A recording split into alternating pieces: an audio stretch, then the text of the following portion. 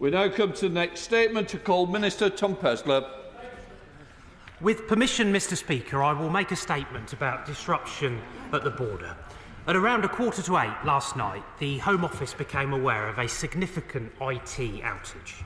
Investigations determined that the incident was caused by technical issues within the Home Office network. The relevant teams quickly swung into action, and a technical response was underway within 6 minutes.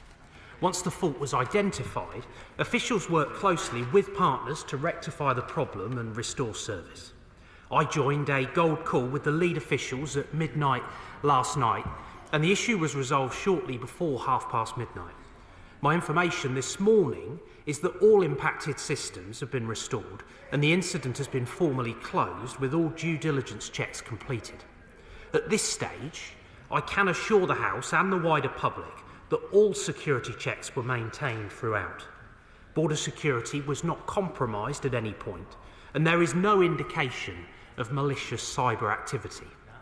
Police access to operational systems was unaffected. As a result of the outage, there were delays at some airports, as members will be aware. The queues remain manageable and within health and safety parameters. Staff on the ground supported passengers, including through the provision of water, and ensured welfare needs were met. While undoubtedly inconvenient, the delays were necessary to maintain the integrity of our border. That is not to minimise the impact of the disruption, and I realise this will have been frustrating for all those affected. I offer my thanks to passengers for their patience as urgent activity was mounted to resolve the incident. I also place on record my gratitude to all the personnel who are involved in the response, including staff within the Home Office and Border Force and at airports. Mr Speaker, I realise there will be a number of questions arising from this occurrence. I will, of course, do my utmost to provide as much information as possible, with the caveat that detailed work to understand the circumstances is ongoing. As the House and the public would expect, comprehensive activity to ascertain all relevant information about what happened will be undertaken in earnest in the coming days. Any incident involving our border systems causes concern. That is perfectly understandable. It is, though, worth putting this in context. Border Force facilitated over 132 million passenger arrivals last year, consistently processing over 90% of passengers within service standards. As I've said, security was maintained at all times, an urgent response was mounted, and the issue was fully resolved in a matter of hours. Nonetheless, I sincerely apologise for the disruption that occurred. I can assure the House that the Home Secretary and I will be unswerving in our determination to ensure that every possible lesson is learned, to ensure that this does not happen again, and I know that will be the objective of everyone across the Home Office. The security, integrity and effectiveness of the UK border is paramount. It is my foremost priority and will be for the entirety of the time that I have in this role. I commend this statement to the House. Shadow Minister Dan Jarvis. Madam Deputy Speaker, can I thank the Minister for his statement and for advance sight of it? And at the outset, let me join with him in paying tribute to the staff who responded swiftly to resolve last night's eGate network outage. Their actions should be commended. And I also think, as the Minister did, it's right to pay tribute to the passengers who waited patiently for many hours, some of them after very long flights. Now, Madam Deputy Speaker, our border security is not and should not be a dividing issue, and the Minister has done the right thing coming to the House today with the aim to provide clarity and reassurance on this extremely important matter. However, I am sure that the House will agree that the chaotic scenes across many of the UK's major airports last night are unacceptable, not least given eGates have failed on several occasions in recent years. The system collapsed at the start of the late May bank holiday weekend in 2023 because of a failed system upgrade.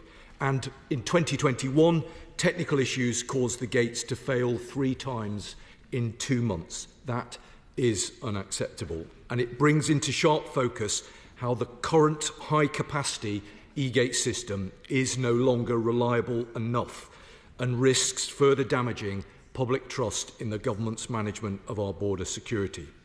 Furthermore, whilst the Minister made clear that last night's eGate failure was due to technical issues, not malign activity, the Home Office and Border Force must be making every effort to ensure that any such technical issues do not expose vulnerabilities to the system that could be exploited by our adversaries, be they state or non-state malign actors.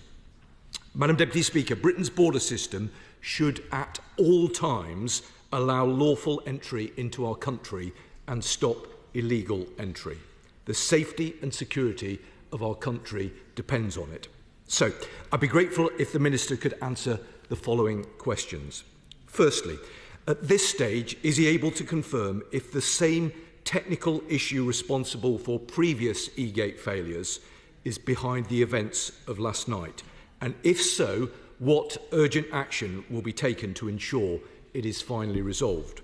Secondly, does the Minister believe the contingency plan for a national eGate failure worked last night?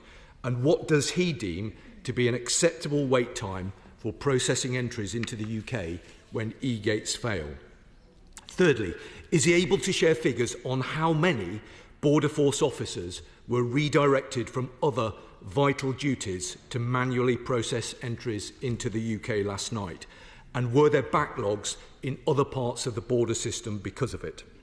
And while he's answering questions about mobility and security at the border, can I ask him to give a guarantee that full preparations are in place at Dover to avoid queues when the European entry and exit checks are introduced in the autumn? And finally, can he take the opportunity today to give an assurance that another national eGate failure won't happen again on his watch? Madam Deputy Speaker, I hope the Minister will take these questions in the constructive spirit they are intended, and if he isn't able to answer them today, will he write to my colleague, the Honourable Member for Aberafon, and me? Madam Deputy Speaker, to conclude, there cannot be another repeat of the chaos seen at Britain's border last night, and the Government must do everything it can to resolve these persistent problems once and for all. The public must have faith that the UK's border security system still works. Minister. Well, I'm very grateful to the Shadow Minister for the tone in which he has approached this statement today and the response on behalf of His Majesty's opposition. And I would again just like to reiterate the thanks and appreciation that were reflected in his remarks to Border Force staff and teams within the airports, but as well as that, alongside working with the airlines respectively to support passengers during this period of disruption. And again, I would like to place on record my apologies sincerely to all those passengers who are affected by this issue last night. I can understand their frustrations and I sincerely apologise for it. He specifically asked about whether the contingency plan that was in place worked. We will always, of course, learn lessons from contingencies and evolve those models and make sure that we are responsive to feedback. But I think it is fair to say that overall the contingency plans did work last night with that strong partnership underpinning them, working with the airlines, working with the airports, and of course leadership on that from Border Force teams. He also asked me specifically again about whether border security was compromised. I can confirm that border security was not compromised. Proper checks were undertaken in the way that you would expect, just not in the automated manner that people would wish to see, with greater manual processing of cases, but relying upon the underlying systems. Again, it demonstrates that the contingency plans that we put in place for incidents like this were robust, that they did work. The issue and the response to it was triggered within 6 minutes. We then saw the operational contingency beginning within an hour, and that has subsequently been assured as well to ensure that integrity of the border was maintained at all times. On the point around the security breach aspect, let me again be clear that this was not a cyber attack, but he's right in the point that he makes about the need for us always to be vigilant when it comes to border security and making sure that our IT systems that underpin that are able to withstand those sorts of pressures, and that is something that we continue to factor in the work that we are taking forward through our future borders endeavours. And when it comes to the root cause of how we got to this point in the first place, as soon as the fix was put in place, the posture changed to get to a place where we better understand the root cause of what has happened. That work is ongoing. It wouldn't be right for me to speculate, but I can absolutely assure him that we will get to the bottom of this. In terms of the specific technical issue last night, I am assured that the technical team are confident that there is now a permanent fix to this specific issue. And when it comes to general eGate reliability, over 90 million passengers use eGates each year, and we're world leading in their use. This is an extremely rare occurrence. He will recognise the fact that you can never guarantee that any IT system will ever be 100% reliable 100% of the time. But that is why it's imperative that robust contingencies are in place to underlie any of these systems to maintain the integrity of our border. We are clear as a government that we must never compromise border security, and we didn't. The border was operational, albeit it was slower than that which any of us would like, and for which I am sorry. And I think it also demonstrates why actually the automation at the border and the eGates are so important as part of the way in which people enter the country. Without them, you would see the sort of operation that we saw last night all of the time. So it underpins why they are so important. And in fact, last year over 90% cleared the border within 30 minutes, which does demonstrate, I think, just how integral this is and why we place a real emphasis on making sure that there is an availability of eGates. And as I said earlier, we will get to the bottom of this. And finally, on the point that he's asked about the EU entry-exit system, we've had a number of opportunities in the House in recent weeks to debate that. There is an enormous amount of cross-government work going on at the moment to ensure that we have the best possible plans in place. My honourable friend, the Transport Minister, who is in his place, and I are working very closely together on this alongside colleagues from across government, as well as engaging thoroughly with our EU and French counterparts. We've made real progress in recent weeks and will continue to sustain that effort. Iain Stewart. Thank you, Madam Deputy Speaker. May I press the Minister a little further on the reliability of the airport's contingency plans when we have failures like this? As he has alluded to, this is not the first time it has occurred. And I'd be interested to know what lessons have been learned from previous handlings that were deployed on this occasion, particularly for supporting passengers who might be elderly, have disabilities, young families, or require additional care and support, so that they are not unduly suffering during the delays. Minister. My honourable friend, the chairman of the Transport Select Committee, is right to raise these concerns about passengers and their experience. As I say, this was a highly regrettable situation, but the response to this swung into action very quickly. It is fair to say that we always iterate, we always learn. It's probably the case again that we won't have got everything 100% right when it comes to the immediate response. But I think that there was a genuine effort, coordinated across border force, with airlines, with the airports, to support particularly vulnerable passengers. I think it's worth saying, actually, that I have had messages from individuals who were at airports last night who said to me that they were impressed by the contingency that was in place. But there are always things that we can learn from those efforts, and we will do exactly that. Our contingencies always have to be iterated. We always have to be responsive. The integrity of our border is of the utmost importance, and particularly supporting vulnerable people when things go wrong is at the forefront of our considerations. SNP spokesman Chris Stevens. Thank you very much, Madam Deputy Speaker. As the Labour shadow team had said, Madam Deputy Speaker, this is the third eGate failure in a year, and we've already seen just weeks ago the travellers in Edinburgh, Manchester and Bristol facing hour-long queues. Now, it sounds like the Minister is conducting a thorough investigation, if he could just confirm that, and if he can confirm that he will report these findings to the House in a future statement. Can he also tell us that the problem this time appeared to not just affect eGates themselves, but Belfast International Airport, for example, which doesn't have eGates, said the border force systems had been impacted. So could he please clarify that issue? And finally, Madam Deputy Speaker, the Home Office have been talking for a long time about introducing other technological innovations in order to carry out its business and its work. What lessons does he think that this particular example gives in relation to going forward in the future? Minister.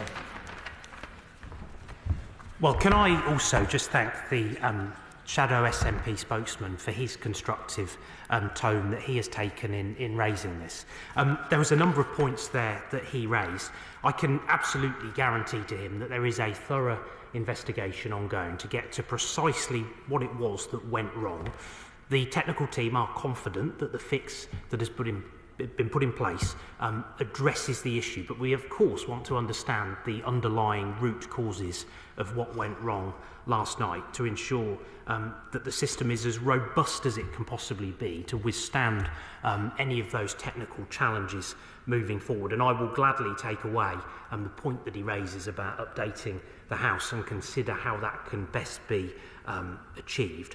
On the point that he raises in relation to Belfast Airport, if he doesn't mind, I'd like to take that point away and speak to Border Force officials about that and provide him with a written update.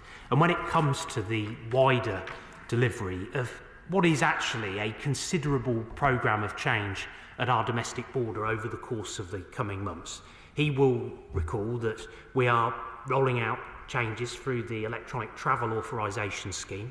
We've been delivering that in phases. The early indications have been good. It allows us to have much greater information upstream about passengers before they arrive at our border, which of course helps us to tackle threats before they travel, which is an improved situation and allows us to understand more about passengers who currently we know very little about before they set off to come to the United Kingdom, as opposed to trying to deal with those issues at the border, as well as introducing measures like e-visas, which again is a really important part of our programme to digitise the border.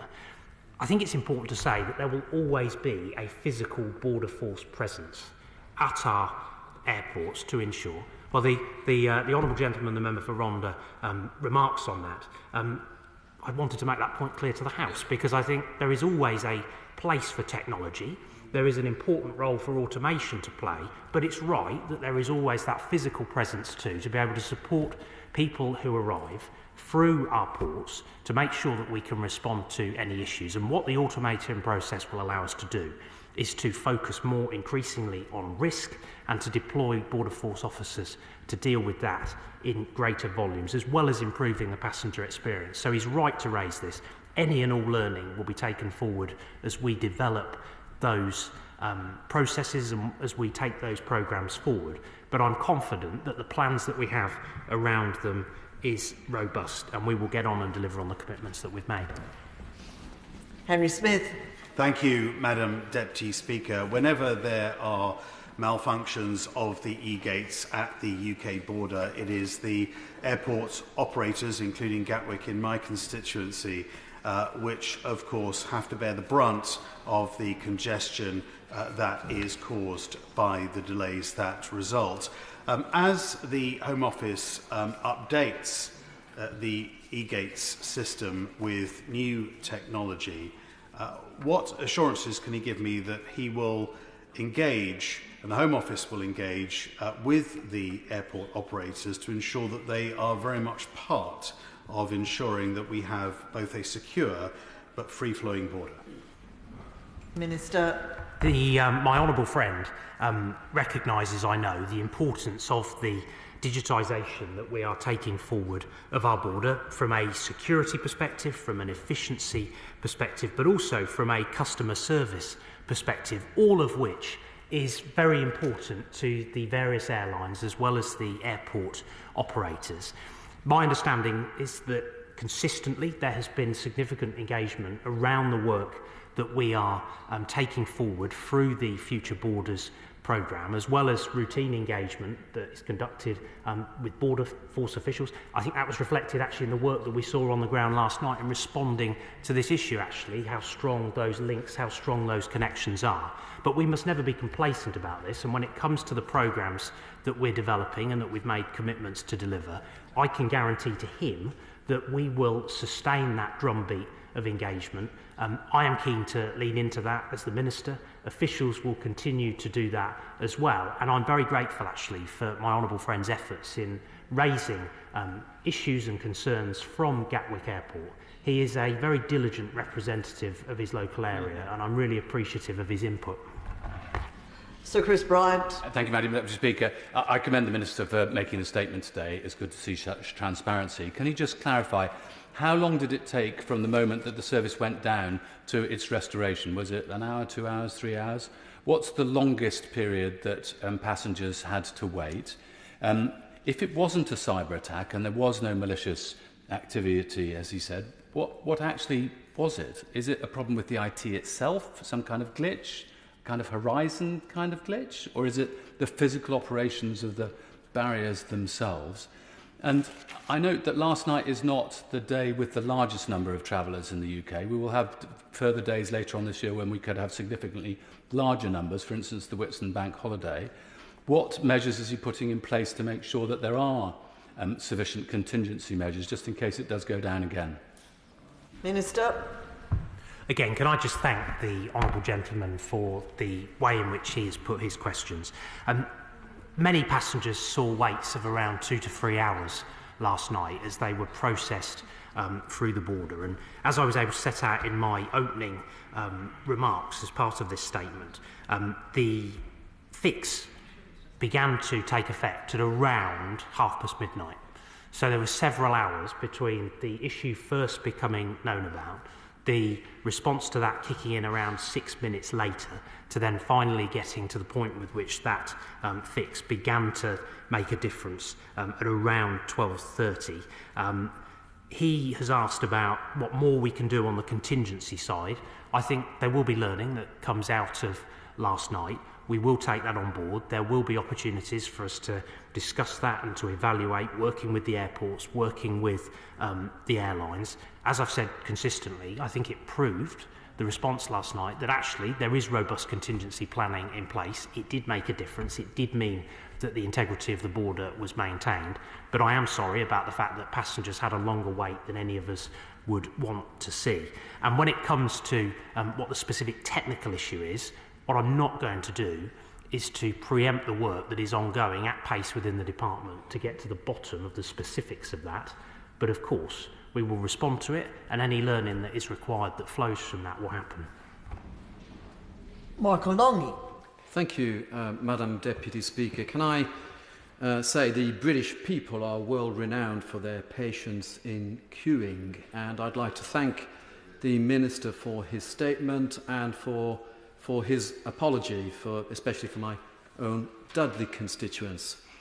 I think the part that my constituents would struggle with more is his position on wanting to say how it is a number one priority to make sure that our borders are 100% secure, and that is a priority, when my same constituents can see hundreds, if not 1,000 a day, landing on the beaches with no documentation whatsoever, are allowed to stay in this country, go on to commit crime, and several years later are still allowed to stay in this country. That's a very real frustration and an understanding that even I can't come to reconcile. Minister.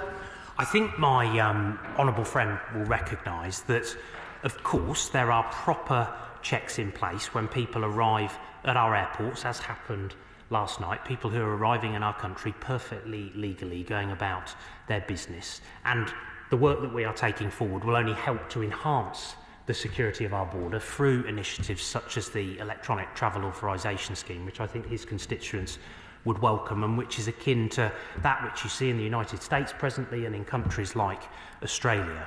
But he is right to raise the issue of illegal migration as well. I can assure him and his constituents that proper security checks are carried out when people arrive clandestinely in that way. And people should not be making small boat crossings of the Channel. People should not be coming to the United Kingdom in the backs of lorries, for example. It is completely unacceptable, and it's why I think his constituents so strongly support the work that we are taking forward as a government, particularly to focus in on making Channel crossings unviable at the hands of what are evil criminal gangs who take people's money, put them in small boats, have no regard as to whether they get safely to the other side. It is heinous, and that's why we are determined to put them out of business. Gavin Newlands. Thank you much, Madam Deputy Speaker. I do apologise. I think travellers last night were given an authentic introduction to life in Brexit Britain under this UK government, where absolutely nothing works whatsoever. But that's the chilly side of the point over. But clearly, passengers in Glasgow were impacted by this issue. However, the fix coming at 12:30 was just before a whole slew of 12 flights arrived. So Glasgow, in many ways, was a lucky airport, and the passengers arriving at Glasgow Airport were lucky. But he speaks about contingency plans and working. Can I ask him, what is he doing in terms of reaching out to individual airports and looking at the contingency plans and how they worked in individual airports last night, and moving forward, what resources are available to those airports in order to improve those contingency plans? Minister. I think in terms of the first part of his question, I mean, what a load of rubbish, Madam Deputy Speaker.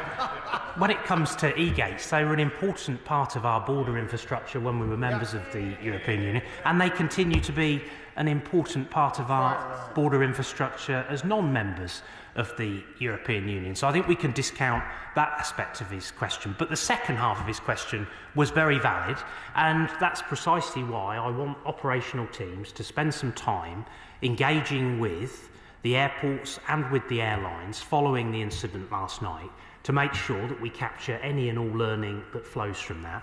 As I've said, I think it's fair to say that across those organisations working in partnership, there was a robust response. The contingency plan did work, but there will be things that we can learn from it, and that is as relevant to Gatwick as Heathrow, as Stansted and other ports, including Belfast. We should have those conversations, and we will have those conversations. Kevin Foster.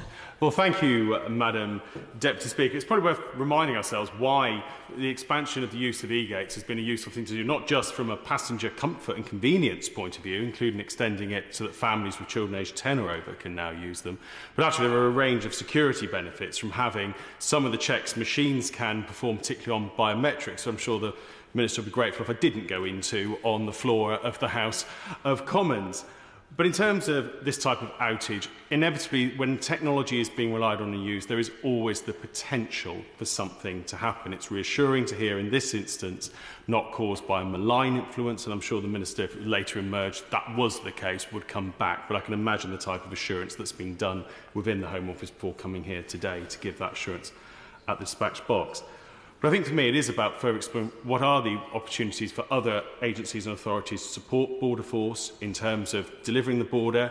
To be very clear, it's very clear from his statement that at all times people are still being checked, but they're just being done by an officer rather than an eGate. So what further work do you think could be done around, for example, having rapid deployment of support agreements, potentially with trained officers from other parts of the civil service who have the training to operate the border but aren't necessarily routinely positioned to it, and also to again consider the fact that actually our core goal for the border, and particularly as the ETA scheme comes in, is actually to stop people who are a threat or who we don't want to allow into the country actually getting on a plane in the first place to come to the United Kingdom, and actually more increasingly declining them at the place where they check in for their flight rather than at the UK border.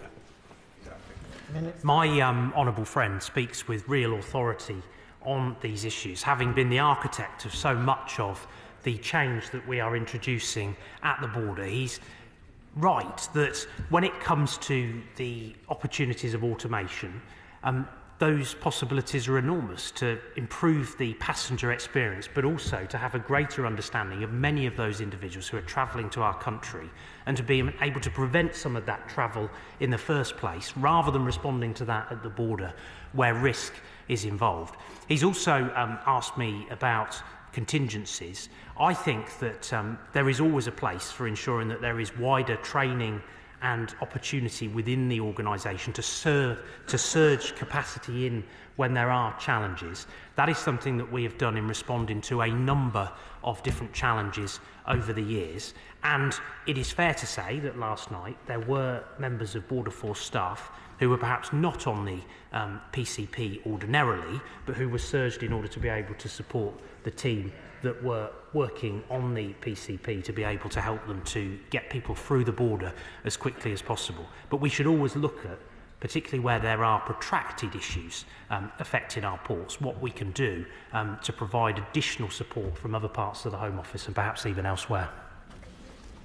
Thank you, Madam Deputy Speaker. I too pay tribute to the staff who worked so hard to respond to the crisis and to every traveller who waited so patiently. But the episode says a lot about the priorities the government has when it comes to controlling our borders properly. Instead of chasing headlines on immoral and expensive policies to deport asylum seekers to Rhondda, can the Minister assure me that he will focus on making sure that my Bath constituents can travel freely, safely and without huge delays? That is always the priority of the government. I've set out the focus on security, the focus on efficiency, and also making sure that passengers have the best possible experience of the UK border. I've been able to set out the fact that in so many instances, a very high percentage of occasions, the eGates work very successfully. That 90 million figure of passengers who pass through the eGates quickly every year. And when it comes to the issue of border security, I think I'm probably right in saying, Madam Deputy Speaker, that the Honourable Lady voted against the sorts of measures like the Electronic Travel Authorisation Scheme that we legislated for through the Nationality and Borders Act, which is cornerstone to our efforts to help improve security at the border, to improve that automation and to be able to bring passengers through more quickly. Patrick Grady. You, Madam Deputy Speaker, I think you maybe saw the Honourable Member for Strangford had a wee wooden spoon on his way out of the chamber earlier. I don't think any of this will surprise those of us who think that the Home Office's default position is to make it as difficult as possible for people to enter the UK, and this is essentially a manifestation again of the hostile environment being writ large. But I wonder if I can press him just a little bit on the contingencies and redundancies. And when people are processed manually at the border, is it essentially the eGate system with a human being doing the verification, or is it sufficiently separate that people can be processed manually through the border while the eGates are down? And can I also ask him about his relationship with the airlines and the airports, so that they are, as my friend from Paisley said, aware when large numbers of flights are expected, so that the eGates are fully operational and fully staffed? Because certainly in my experience and that of some constituents, that's not always the case. Minister. So I do rather wonder if the SNP reshuffle is on the mind of SNP colleagues here this afternoon in terms of what their prospects hold as part of that, because we've heard some rather bizarre angles in some of the questions. But on the more serious point that he has raised, when it comes to the way in which we dealt with this yesterday, there was that underlying system availability to be able to support manual checks to get people through the border as quickly as possible.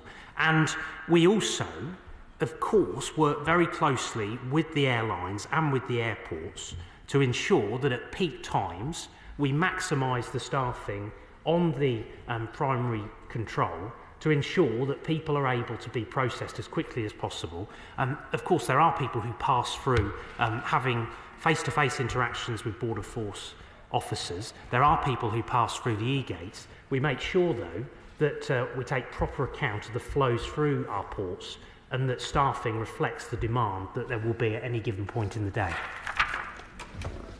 Thank you. That concludes proceedings on the statement.